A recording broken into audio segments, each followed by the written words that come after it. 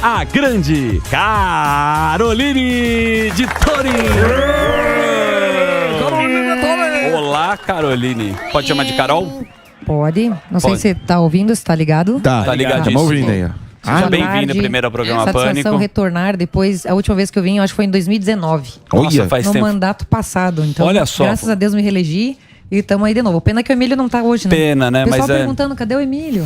Exatamente, mas ele daqui a pouco tá de volta aqui. Caso de saúde? Não, tá bem. A gente tá, obviamente, o Emílio seria mais elegante, mas a gente tem uma turma que a gente se escolhe. Se quiser, a gente vai embora. E eu tô com a nota da ele tá. Orquídea, só pra deixar bem claro. E ele realmente daqui a pouco tá aqui, faz muita falta. Deixa eu falar uma coisa aqui. Todo mundo, eu vi que a audiência gosta muito de você. E o Albeta é um cara que entende muito da pauta da direita, assim, sempre ele me dá Direita absoluta. Fala assim, ó, a primeira coisa que ele me falou, ela é a musa da direita, né? Pela sua grande beleza. Foi aluna do professor Olavo? Pô, foi a minha aluna, pô, uma das melhores. Aí é mestre em Direito, pô. Como é que você tá lá no Congresso? Tá indo Fui bem, sua minha aluna, filha? professora, graças ao senhor que eu comecei a me meter na política. Ó. Então, você Então o senhor falou... é culpado por isso. Pô, eu sou culpado, não me dá muita culpa, minha filha. Agora você já tocou no assunto. E aliás, quer mandar um abraço pro Fernando Olha Eu Dei, que é o apelido que eu dei pra você. É carinhoso. Como pô. é o apelido, professor? Fernando Olha Eu Dei. Ele olha Ele olha e dá, mas não tem problema. Carinhoso, pô. Foi de coração esse apelido. Queria perguntar a você, a gente viu na sua apresentação, tá certo? Essa questão toda da PR e das fake news. Estamos falando com o Roger Lidei em questão disso também. Você acredita que a direita tá mais organizadinha, tá parando de fazer aquelas besteiras todas? Porque eu sempre falava, não faz isso, não faz aquilo, não me ouvia, porra. Você acha que a direita tá mais organizada e a população que tinha muito medo da direita, achando que era extremista, ultradireitista, você acha que a direita, as pessoas comuns, olha, realmente essa direita não é tão pior quanto me falavam, tá certo? Perdão, porra. Olha, então, nós temos agora 99 deputados no nosso partido, né? Antes a gente tinha 54, e daí teve aquela metade traiu e tal, aquela história toda. Mas eu vejo que agora, no trabalho de oposição, é uma coisa bacana que está acontecendo, é que toda terça-feira de manhã a gente chega, não só os deputados do PL, mas vem de todos os partidos, né? Tem o Marcel Van Hatten, tem o Maurício Marcon, tem o Zucco, todos os deputados, só são apenas alguns de outros partidos que a gente se congrega e a gente debate tudo que está acontecendo no atual desgoverno do Lula e a gente traça as metas do que a gente vai se alinhar para unidos tentar combater, porque a expectativa do público é muito alta. Eles simplesmente querem que a gente derrube o governo Lula, né? E é uma expectativa, assim, que precisa ter algumas condições para que isso ocorra, como foi o caso da Dilma, né? Das grandes manifestações, das pedaladas fiscais. Então, precisa dar tempo ao tempo para que tenha um clima para que a gente possa, vendo a situação, e agora está vindo essa questão do arcabouço, e agora está vindo essa questão da censura, para que a gente tenha condições de poder fazer aquilo que a gente sabe como oposição, que primeiro, combater as pautas, né? Não aprovar as pautas do governo, e futuramente aí restabelecer uma normalidade no Brasil, principalmente com relação à liberdade de expressão. Realmente nos preocupa muito esse desrespeito, tanto do executivo quanto do judiciário, com relação à nossa prerrogativa de legislar. Porque quando a gente vai lá, depois de ter rejeitado a urgência no ano passado, e esse ano foi aprovada a urgência, mas a gente foi tentado ser votado o mérito. E graças às redes sociais, graças a essa liberdade que a gente tem, o povo pressionou os deputados, porque era uma causa quase perdida, a gente vê que não tinha tanto voto. Eles retiraram de pauta porque realmente funcionou essa liberdade nas redes. E o que a gente viu após isso? Flávio Dino vai lá e diz o seguinte: gente, chamou nós de faroeste digital, nós e a população brasileira, e falou o seguinte: vocês vão perder, porque tem 3 caminhos. Ou o Congresso faz, ou nós fazemos por decisões administrativas, ou o Judiciário vai pautar algum tema e vai fazer. Ou seja, vocês vão ter que engolir. Isso é de um autoritarismo, de um desrespeito, de uma anormalidade institucional. É uma ruptura institucional promovida pelo Executivo unido com o Judiciário. Ao mesmo tempo que a gente estava lá votando, o que o Alexandre de Moraes estava indo no Senado levar sugestões para o projeto? Se ele quer legislar, ele tem que largar a toga, se candidatar, passar pelo escrutínio público, se eleger, para depois querer ser legislador. Então isso é é um ato ditatorial no nosso entendimento, e a gente tem repetido isso na tribuna. Agora, o que aconteceu com o Telegram, quem garante que não vai acontecer com a gente, com nós parlamentares, com essa relativização da imunidade? Onde deputado está sendo preso por fala. Tem deputado que até hoje, que é o Ottoni, está sem rede social, né? Por falas. críticas contundentes, não interessa. No Estado democrático de direito, no Estado onde tem liberdade de expressão, não pode ser censurado nada. Daqui a pouco eu vou ter que ir lá na tribuna ler um discurso que o Alexandre Moraes me mandou desdizer o que eu disse. Isso que eu falei ontem. Então, a gente está chegando num ponto em que ou o Senado assume o papel para acabar com essa ruptura institucional e fazer o que tem que ser feito, ou a gente não sabe onde é que a gente vai parar. Mas você acha que vai passar? Como é que você acha lá dentro do Senado? Porque tá todo mundo também... Agora eles fatiaram o projeto, né? Então, não conseguindo passar o projeto que tinha vários temas, aí vem a coisa mais esdrúxula que a esquerda faz, que é enganar. O que eles falaram? Porque as crianças, a internet está sendo usada para fazer massacre nas escolas, né? E daí foram lá no dia do PL, botaram um monte de mochila nas esplanadas para dizer pelas crianças, não sei o quê. O discurso bonitinho mentira, sempre. Mais uma mentira da esquerda. Por quê? Não pautando o projeto naquele dia, no dia seguinte, eles apresentaram mais de 26 projetos que foram apresentados por nós. Nenhum deputado de esquerda, quando deu o massacre lá em Blumenau, no meu estado de Santa Catarina, o segundo massacre, infelizmente, né? Primeiro foi Saudades e agora Blumenau. Nós apresentamos mais de 26 projetos para a segurança na escola. Que é o quê? Segurança armada, porte de arma para professor, botão do pânico, entre outras coisas, né? Detector de metal e tal. Nenhum projeto da esquerda foi pautado. Aí, em vez deles tentarem levar para aprovar um desses projetos para dar mais segurança efetiva, ou em vez de, então, já que era pelas criancinhas, qual que era a demonstração que eles fizeram no dia seguinte? Qual que era a verdade do que eles estavam defendendo? Não, gente, na verdade, vamos pegar esse projeto aqui da Jandira Fegali, porque o que a gente quer é remunerar a grande mídia falida, incompetente.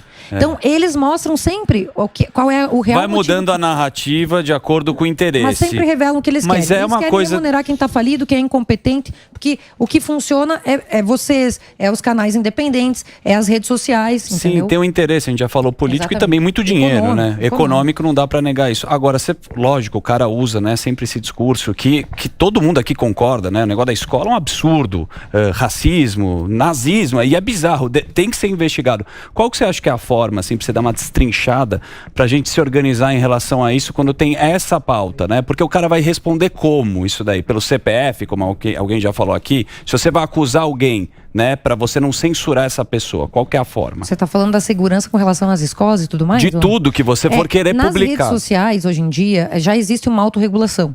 E eu vou dizer para vocês, a gente estava do lado das Big Techs na defesa da liberdade, só que a gente sabe que, se você for pegar a diretriz de comunidade, elas têm tendência esquerdista e progressista. Exatamente. Já tem lá, não pode ser coisa de discurso de ódio. Ele já tem um mecanismo, só que qual que é a grande questão? O Estado totalitário de esquerda, eles pensam o seguinte, eles não estão perseguindo a direita tanto quanto a gente quer. Então a gente vai forçar por uma lei para que eles façam uma coisa mais incisiva. Mas eles não têm o poder do que é certo e errado. É práticas potencialmente ilegais. E a gente aqui, enquanto conselho, cria esse órgão aí estatal para dizer o que é verdade, o que é mentira, o que é fake news, o que não é, para calar de uma vez por todas a direita. Então, a gente esteve com as Big Techs defendendo a rejeição do projeto, mas a gente sabe que santo eles não são. O que a gente quer é a liberdade de expressão. Hoje já existe uma regulamentação e tudo que é crime fora da internet é crime na internet. E a Polícia Federal tem setores específicos para ver os cybercrimes e tudo mais. E normalmente eles conseguem, pelos IPs, por investigações, chegar aos criminosos. Então, eu acredito que a gente já tem um mecanismo hoje para chegar em quem comete crimes e tudo mais. E só para salientar com relação ao cara de Blumenau, ele tinha problema com droga. A mãe dele falou o seguinte, olha, meu filho depois começou a usar droga, ele se transformou num monstro. E não teve influência de internet nesse caso. Então é mentira esse fato também, porque eu falei com as famílias das vítimas e eles me falaram isso. Muito bem explicado. Eu vou fazer um break aqui para nossa rede de rádio, você vai continuar ao vivo aqui com a gente. Só passar um Instagram aqui, é Caroline Detone, tá? Detone com I no final, @Caroline Detone, e daqui a pouco a gente tá de volta aqui na Jovem Pan. Muito bem, Holiday, você tá aqui para fazer a sua pergunta, meu querido. Tem uma perguntinha aqui. Carol, a gente fala muito da responsabilidade do Senado e tudo mais, principalmente por conta da possibilidade do Senado abrir um processo de impeachment ou pressionar o Supremo com maior força. Mas a Câmara também tem as suas iniciativas. E uma das que eu vi recentemente foi um PL que busca deixar mais explícito essa proibição da censura, tanto na lei de abuso de autoridade como na lei de responsabilidade, que inclusive é a lei responsável ali por estabelecer os crimes de responsabilidade que levam ao impeachment do presidente da República, dos ministros do STF, etc. Como é que está esse projeto? Você acha que realmente tem chance de passar? E você acha que esse é um caminho para a Câmara dos Deputados fazerem também uma pressão em prol da liberdade? Com certeza. Esse projeto de lei nós protocolamos nessa semana, né? Vem no intuito de reafirmar aquilo que já está na Constituição, no artigo 220 especialmente, né? Que é vedada a censura artística, política, ideológica, ou seja, não pode ter censura no Brasil, só que o óbvio tem que ser dito, redito, reescrito e criminalizado, porque senão as pessoas não respeitam. O nosso intuito é dizer o seguinte: quem quer ser censor, quem não quer respeitar essa liberdade, então vai cometer um crime de responsabilidade, um abuso de poder, que a gente entende que já foi cometido. Nós podemos aprovar esse projeto na Câmara, vai depender muito. Quem manda na Câmara, na verdade, as pessoas elegem um deputado achando, meu Deus, esse cara tem poder efetivo. Mas quando a gente chega, né, e você vai ver aqui na Câmara dos Vereadores, tanto lá no Congresso Nacional, quem tem o poder de pautar, de levar a plenário, é o presidente da Câmara. E o presidente Arthur Lira, ele teve apoio da esquerda e da direita, né? Ele bateu recorde de apoio. Então, pra gente convencer ele de que é importante a gente pautar e aprovar, é uma etapa que a gente vai ter que ter uma reunião com ele seriamente sobre isso, e acredito que a gente pode chegar a levar e aprovar. Mas é o sistema bicameral, então vai ter que ir para o Senado. E o Pacheco, ele já tem demonstrado um alinhamento com o Executivo, com o Judiciário, ele tem essa postura mais amena, que não quer comprar briga com ninguém. Tanto que, quando, você deve lembrar, né, Holiday, quando fez o Caio, né, eu acho que fez aquela petição que deu 2 milhões de assinaturas para abrir o impeachment dele. Foi naquela época que o Pacheco fechou as redes sociais, porque o pessoal foi cobrar. Então eu acho que ele comprou um pouco essa narrativa, de que o pessoal de direita, ele é meio brabo, vem cobrar a gente, e não gostou. Então ele tá meio assim com a gente percebe que ele não dá muito aso. Então o grande problema é passar no Senado para que se torne lei. E mais, a lei, se você cria um novo crime, ela só vale a partir de então, né? Ela não retroage. Só retroage a lei quando é em benefício do réu, uma lei penal. Então só vai ser crime dali por diante, né? Sim. Tem mais isso também, a gente não vai conseguir responsabilizar pelos atos pretéritos. Mas tem vários projetos que a gente tentou pautar na CCJ, por exemplo, para considerar que o ativismo judicial, político, é crime de responsabilidade. Né? Então, e tudo isso são etapas que a direita tenta, mas a nossa voz parece que não ecoa lá dentro. Então, por isso que a gente vê que querer censurar os deputados de direita nas redes sociais é o caminho principal para eles tirarem a agenda da vida pública, porque é isso que eles querem. Eles querem nos tragar a direita, porque eles não toleram a nossa existência.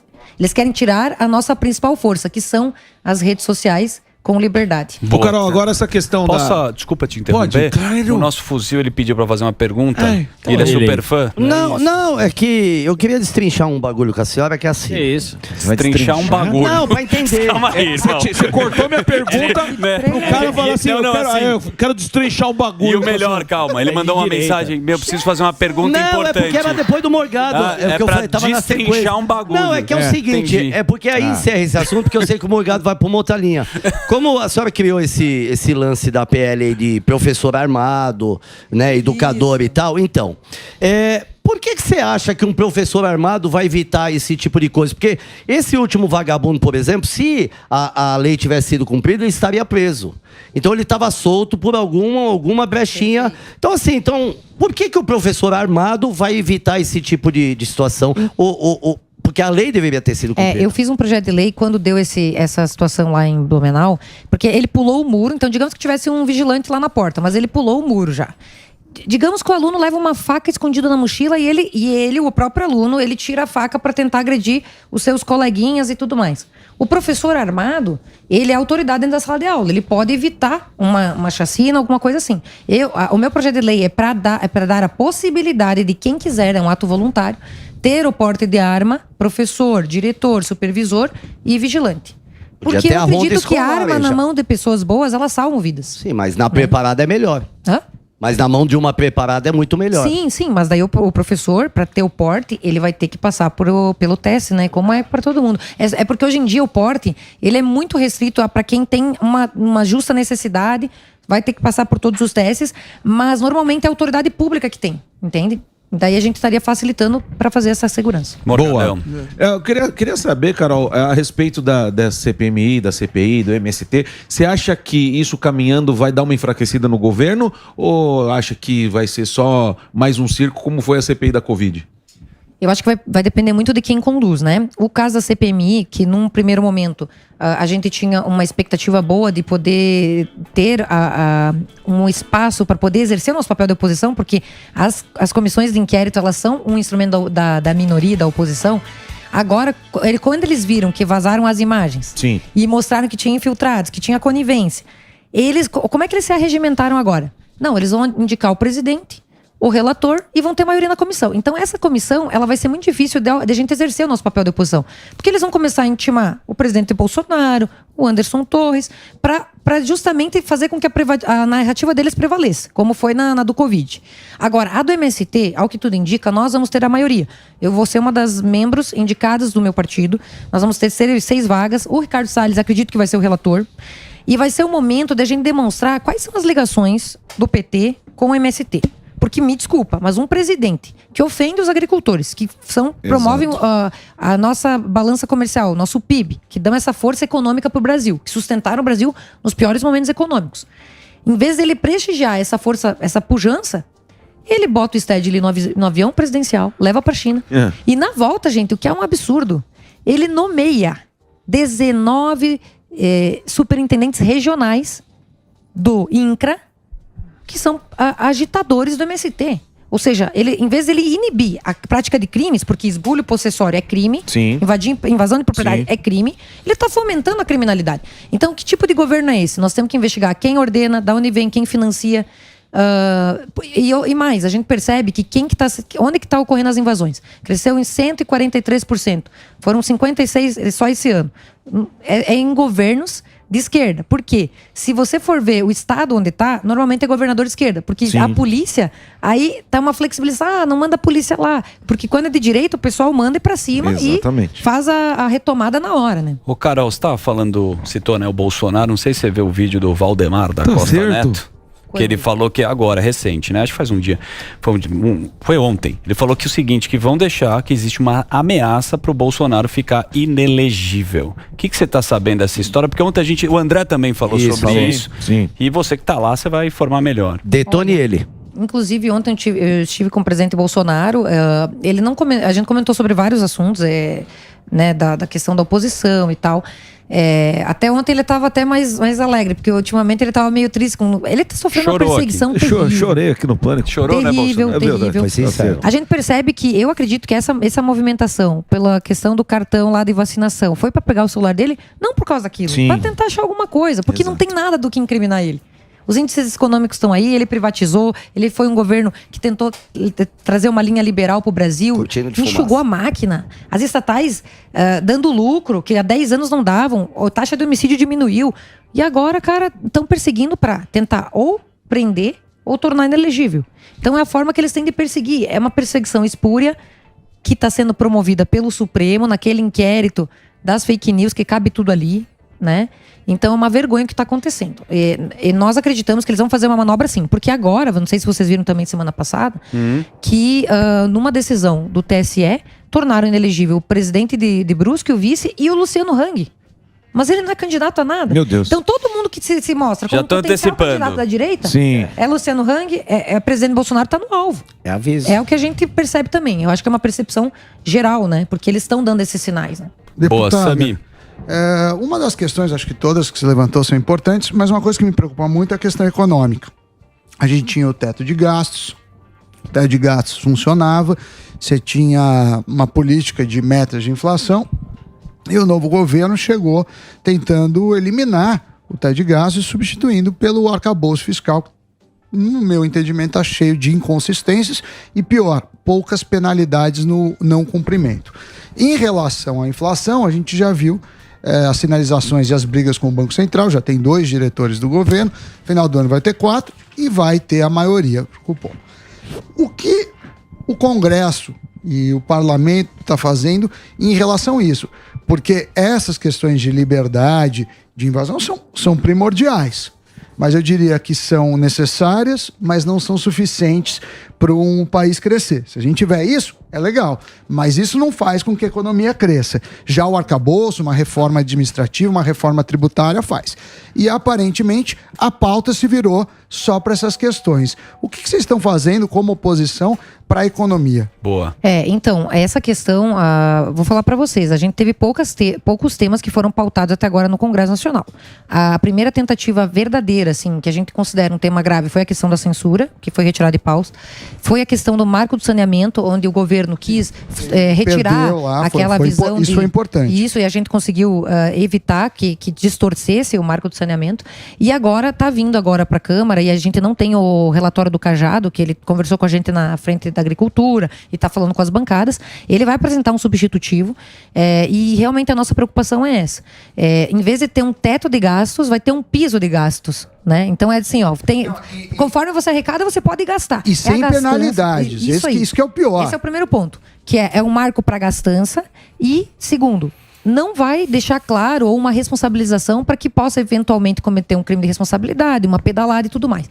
Então parece que o Cajado estava analisando isso, ele não apresentou o relatório, até perguntei agora, porque ele disse que ia apresentar ontem. E uma coisa que nos preocupa é o seguinte, nós queremos debater a proposta econômica do PT. Mas o que nos preocupa? E aqui é uma crítica até à gestão que está sendo feita das grandes matérias. Quando foi feita a reforma da Previdência do presidente Bolsonaro, ela passou pela CCJ e passou pela comissão especial até ir para o plenário.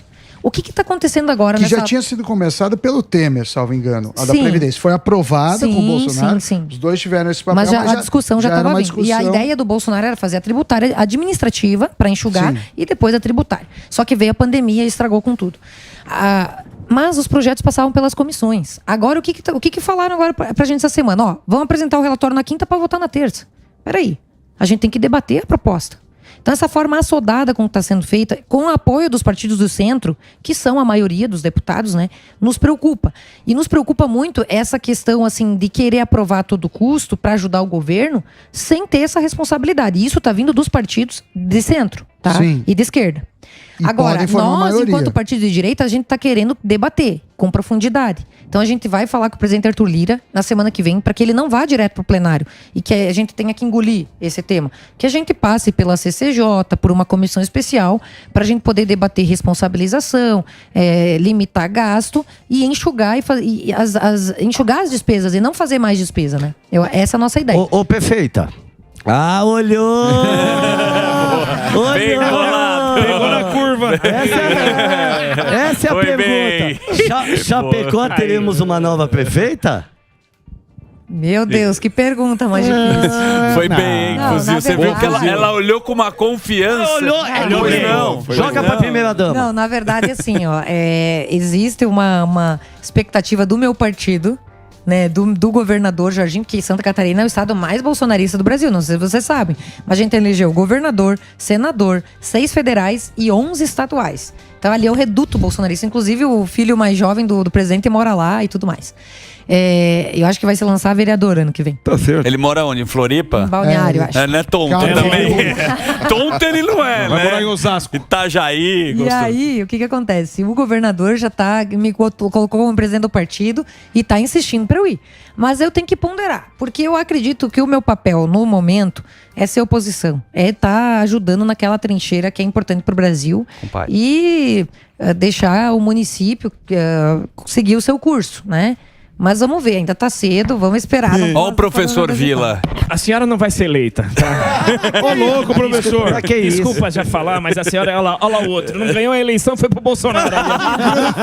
Inacreditável. Não foi eleito, já vai pro colo do Bolsonaro. Vocês são todos assim. Agora eu quero saber da senhorita, claro, o Bolsonaro é um mito e tal. Onde estão as manifestações? A senhora fala. Onde estão os patriotas lá na frente do caminhão sendo atropelado? Cadê essa turma? Todo mundo mingou. Você falou que tem a força direita, tem a força... Não tem absolutamente nada diferente do Lula, que eu nunca critiquei. Nunca critiquei o Lula. Nunca, jamais na minha vida. Papagaio. Nunca critiquei. Olha lá, Rodrigo Constantino, tá todo mundo fugindo. Professor direita, tudo fugindo. Um lá em Miami, o outro... Tá até com o passaporte cancelado, coitado. Passaporte... E é claro que tem que ser inelegível, Bolsonaro. É questão de tempo. Já fiz até o projeto tal. Agora eu quero saber o seguinte. Onde estão as manifestações? Cadê a direita tão poderosa? Sumiu, deputada. O senhor perdeu também. Olha, depois do que aconteceu no dia 8 de janeiro, acho que o povo ele ficou inibido e com receio de ir para as ruas, né? Eu acredito que a gente tem que retomar essa normalidade institucional, ou seja, de que cada poder que um juiz não abra um inquérito, que não tem duplo grau de jurisdição, acesso aos autos e tudo mais. Recebemos essa semana 60 advogados dos presos, né, políticos que a gente tem no Brasil. E eles falaram, nós não temos acesso aos autos. Os advogados que conseguem ter o acesso, eles dizem assim, cuidado para não passar, porque pode me deixar vulnerável, porque eles podem ver que foi eu que passei o processo. Gente, o direito mais básico de um acusado é saber sobre o que ele está sendo acusado. O advogado não ter acesso aos autos, não ter contraditório, ampla defesa, sabe? Não ter dignidade. E outra coisa, não ter individualização da pena. O que está acontecendo nesse inquérito aí, do dia 8, é um absurdo. Então eu acho que isso inibe o povo de ir pra rua. Eles vão dizer assim, pô, se vocês é que tem que nos defender, vocês é que tem que estar lá na trincheira, vocês têm uma imunidade, que a gente não sabe até onde que ela existe ou não. Então esse é o nosso receio. Não posso falar em nome da população, mas eu vejo que a população hoje se manifesta nas redes. É a segunda praça pública que a gente tem, né, para se manifestar. E esperamos que o quanto antes se retome, se acabe com esse inquérito, se pare com esse abuso de poder que está sendo cometido pelo judiciário, para que o povo possa livremente se expressar novamente nas ruas. E você é uma pessoa bem técnica. Nós temos o Holiday aqui também. Que já não é tanto, você quer dizer? Não. Que pulou do cavalo. O Holiday não é tanto. Não, ele é muito técnico. Do cavalo, não. Ele saiu do MBL. Ele saiu. Não, na política você se decepcionou bastante. Né? Cavalo. E a gente vê aqui que você tem uma intenção fantástica, mas você chega lá e eu quero saber qual que é a maior decepção que você tem na política agora, vendo esse jogo que é um pouco mais sujo do que você imaginava. Eu acho que a nossa grande decepção ao chegar lá, e hoje todo mundo vê o que acontece, eu acho que as pessoas, muitas vezes, às vezes eu tô trabalhando, chego em casa e o pessoal vem me perguntar de coisa que eles estão mais bem informados que eu, porque eu não tive nem tempo de ler notícias, às vezes no corre-corre da Câmara. O que eu vejo hoje, que mais me decepciona, é justamente isso que está acontecendo. O Congresso Nacional, que é realmente um reflexo da pluralidade da sociedade, ali tem da esquerda até a direita e no centro. A gente sendo calado, tolhido, tendo um superpoder, tendo um ditador no Brasil, que hoje o que o Alexandre de Moraes está fazendo, para mim, são atos ditatoriais, e ninguém fala nada. Cadê a OAB? Cadê o Ministério Público? Cadê as instituições que deveriam também zelar pela Constituição? Por que a comunidade jurídica, juízes, promotores, advogados, OAB, Ministério Público, Conselho Nacional, imprensa, vocês aqui fazem isso. Mas cadê o povo que não se insurge contra isso? Porque hoje eles censuram nós. Amanhã vai ser todo mundo, ninguém vai escapar.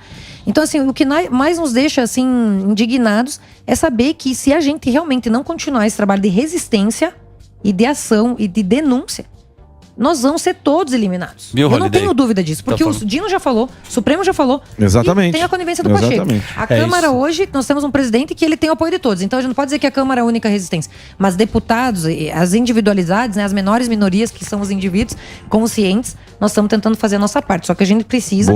Agradecemos ao espaço aqui, para que a nossa voz seja ecoada, para que isso tenha um fim o quanto antes. Então, para isso, eu vou divulgar o seu Instagram, que é o @Caroline Detone com I, que eu falei. Lá você pode mandar uma mensagem para Carol. Segue, compartilha, agradecer também ao acompanha. Fernando Holiday aqui, que nos abrilhantou com a sua presença fantástica. E vamos fazer um break, porque daqui a pouco estaremos de volta. Já.